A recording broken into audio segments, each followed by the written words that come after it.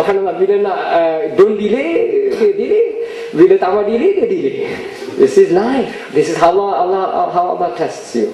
So, then he then we met each other at 9:20 as promised. And then he said, okay, is it okay if I had an invitation to go and have some tea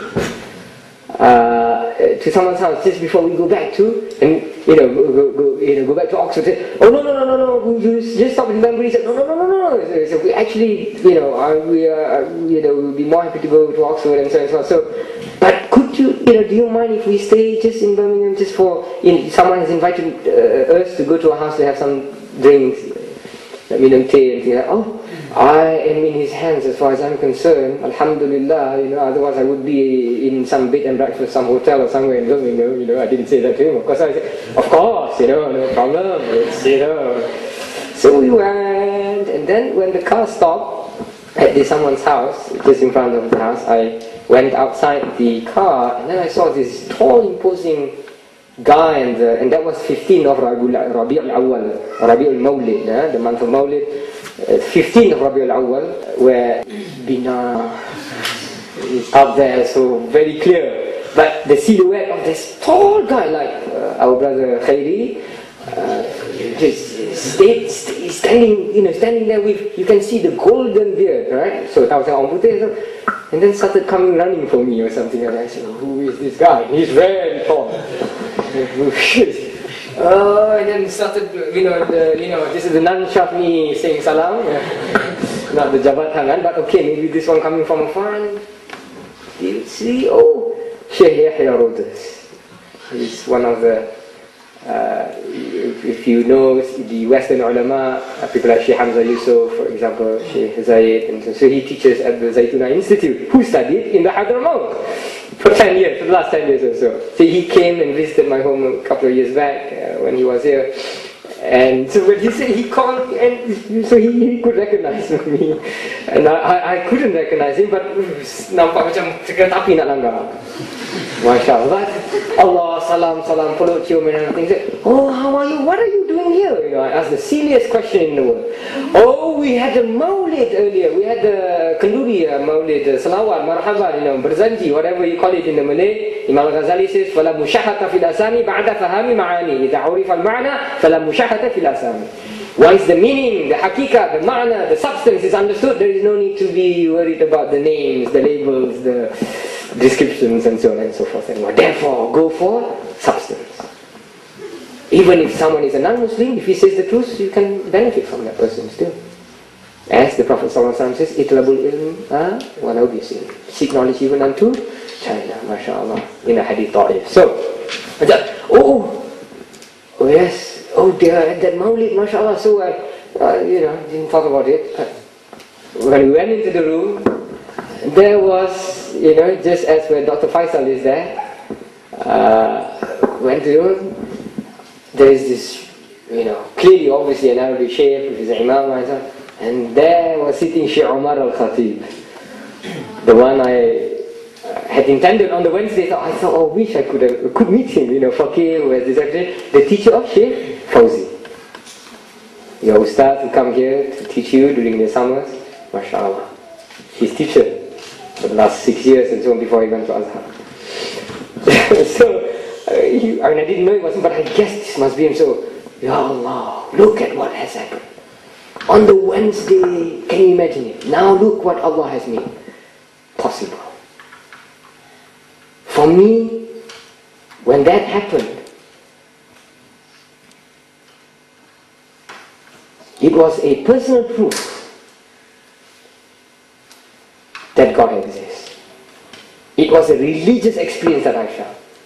How can it be that on the Wednesday we were talking with this brother Ahmad who'd been trying to invite for the wedding, puja, trying to invite the wedding, trying to entice me to go, because Sheikh Omar is there, Habib, surely you want to meet this ulama and so on and so forth. And I felt that yes, it would be nice to meet them, but I have to do with a Malaysian, something in Sheffield or something in the Yemeni mosque there.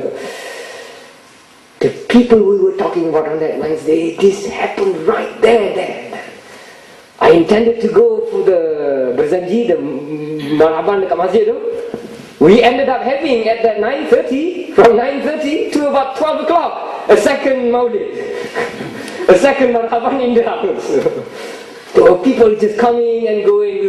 So they set me, and the house was a house of a local sheikh, Sheikh Amjad, who studied in Syria for many years, who is a Pakistani who studied there for the last 10 years or so. But he hosted the shuyukhs there, and there were people coming and going, always saying salams and coming. So I got the hot seat to sit behind this Sheikh Omar, and like I said, although my professional subject is theology, I have some interest in fiqh. And we ended up discussing about issues of fiqh, and mashallah, on that day, 15th of Rabi'ul Awwal, while I was teaching in Sheffield, there was snow. And the sheikh and we were talking about, hey, a funny thing happened today. We saw snow today, and we don't usually see snow in this land, right? And Northern Ireland is slightly different, but talking to the sheikh, I remember in our countries, our detractors, those who say, oh, you shouldn't belajar fiqh, you shouldn't, why you follow the Shafi'i madhab and all that, you say, why are you reading these old books like Imam al Ghazali, these are buku kuno, and look at these books of fiqh written by this Imam like al Ghazali. What is this? The first chapter on Tahara talk about snow. Hey, this is Malaysia, there is no snow lah. It's just how irrelevant it is. Yeah, so I really told him this sort of, our detractors back home would, give this sort of condescending remarks, and today we could actually, for the first time, actually thought about the issue of actually the khilaf, or the issue of how you make wudu from snow. And he then told me that, mashallah, the same thing as well in Hadramaut. He also has his detractors who would say the same thing. So we hit it off on this issue, and because it's sort of a fiqh majlis, and people started asking questions, and just. But when I was there, then I thought deep inside, Ya Allah, this is amazing. I never could have thought that this could happen. Can you imagine it? Macam, this is no coincidence. Min ittifaq al-ilahi. This is a divine, you can call it coincidence, but this is obviously planned. The qadar of Allah. Then I realized, why is it planned? I began to ask why. Hey, something with this brother Ahmad, very strange man. And I realized every time I try to not go to his wedding, there is always ways. God shows me in the direction that I have to go to his wedding. Brother Ahmad is like Brother Khair. A new Muslim and all that, marrying a Pakistani Muslim and so on and so forth, I wasn't, thinking, not that I didn't want to go to his wedding because he's a nobody or anything, no. But I just thought, I had so many busy other things to do and so on, so I didn't have time. But then I thought, hey, this is very serious. I'm in Birmingham. Tomorrow is the wedding. Therefore, for the first time during that week, from the Wednesday, not even a week, for the first time, I then changed my intention, my niyyah for the first time, to then say, yes, I made the intention, I would like to try and go to the wedding. After all those pathetic excuses, to Brother Ahmad and to myself, and that was the first time I changed my intention. So then, I did not bring his card, his RSVP card. Otherwise, I could have called him, his mobile and whatever, And even worse, I've forgotten his surname. Ahmad. What are the chances? Webb is his last name, I found later on. So, but once we made the good intention, we made the ikhtiyar. With ikhtiyar, at least we try to. But then, I tried to ask, when one of the brothers, one of this orang dalam jamaah coming to make salam, sometimes whenever there is an occasion, I try to ask, hey, do you know, are you from Birmingham, please? Let salam to someone I met for the first time. No, yes, I am in Birmingham, I live in Birmingham. Oh, good. Do you happen to know about a wedding to take place tomorrow? I'm not quite sure where, but, then the guy is a white guy, and marrying a Muslim, both are Muslims, and, oh, sorry. And then, sebo, people talk about this and that, and then another hour passed, I got another opportunity to ask. So I asked. But in both occasions, the answer was negative. So then I thought, oh well, the qadar of Allah maybe. I've done my ikhtiyar, I thought, that was my intention, I want to go to the wedding, but, I tried my best. So around 12, half 12, we then left Birmingham,